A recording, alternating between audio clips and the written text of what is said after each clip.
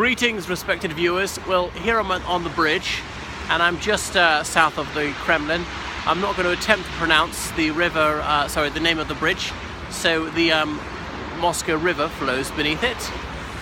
A bit unimaginative to have the city and the river with the same name. There you can see St. Basil's Cathedral, and those very bright lights in the distance over this shoulder here.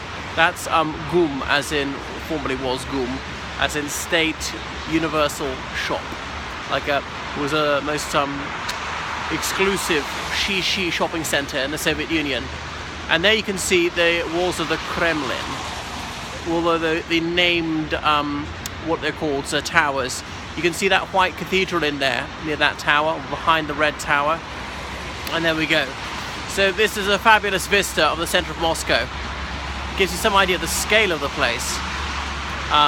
And there you can see over that shoulder again in the distance, above my finger, you can see St. Saviour's Cathedral, the one that's demolished in the 30s, rebuilt in 1998. Okay, and then I'm looking towards the south bank of the river. So one of the things you can't quite make out from this angle is the British Embassy, because of the meander in the river. Sorry, the British Ambassador's residence, whereas for a Christmas party just a few days ago. So the river is very serpentine, and that's why it's sometimes difficult to work out which bank one is on.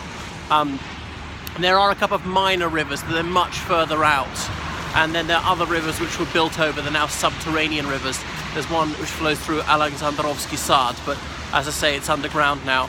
So almost everything historic is north of the river. One can see why they sited the Kremlin where they did, this fortress, because it commanded a good crossing point in the river.